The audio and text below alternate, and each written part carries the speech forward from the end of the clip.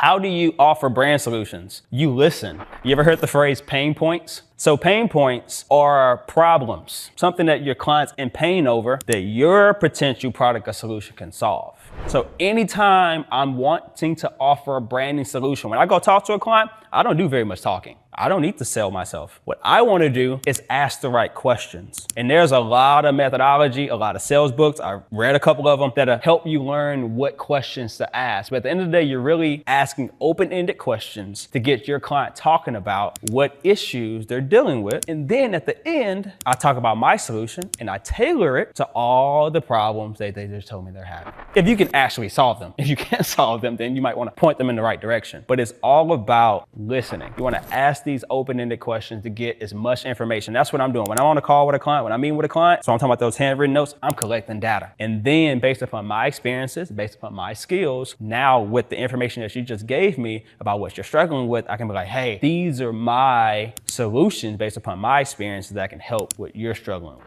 But I'm not just gonna go in there and be like, hey, you know what? I can do a 30-second video and we can post Facebook ads, da da da da da da. What if that client has tried Facebook ads and it didn't work for them, right? You're just talking down a street that they don't want to even go down, right? So it's all about, in my opinion, asking the right questions and listening. So really quick, this is my favorite quote. You don't have a business until someone wants to give you money for what you made or what you do. In my opinion, that's what it's about. People are like, yeah, I need to work on my business plan. You should. You need to work on my merch. You should. I need to get a website. You should. I need to get social media. You should. I need a business card. You should. Do you have anybody to pay you yet? No? Okay, you should probably do that first. Because up until that point, you're just spending money.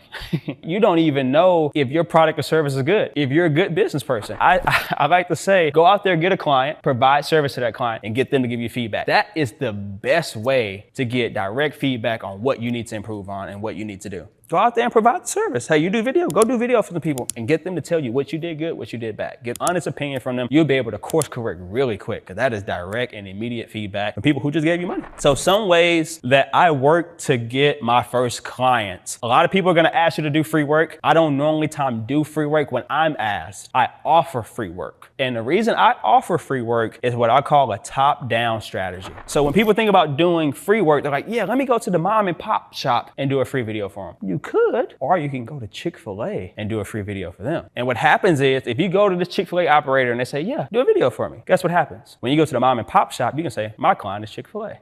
And they're gonna be like, man, I don't even know if I can afford you. You just did a video for Chick-fil-A, but you just did that video for a barter or for free. So that's kind of how I started to do free work. I wasn't the big fan of the guy who's like, I got 10,000 followers on Instagram. Like, do this work for me. I'll tag you. No, I'm good on that, bro. Followers don't pay my bills. But what could pay my bills is having a reference from Chick-fil-A. So the deals that I sought out, I didn't start at mom and pop shops, not for free work. Now, for low-hanging fruit, if I told you to go pick fruit off of an apple tree, I don't think you're gonna try to scale to the top. You're gonna pick the one that's hanging right here. When it comes to getting paid clients, I did start with low-hanging fruit. To be honest, my brother was my first client, but then it was my brother's friends, and then it was their friends, right? And then it was my friends in high school, and then it was my mom's coworker. I did when I first started out with those low-hanging fruit because I didn't have a business reputation to get clients off of. They were paying for my services based upon my personal reputation. One thing I will say about if you decide to do free work, make sure you have some type of strategy behind it. I've talked to people that's like, man, I did this gig for free, and then they like do it as like a side project and kind of like haphazardly do it. What's the purpose of doing that? If I do something for free, it's gonna be a Nike commercial.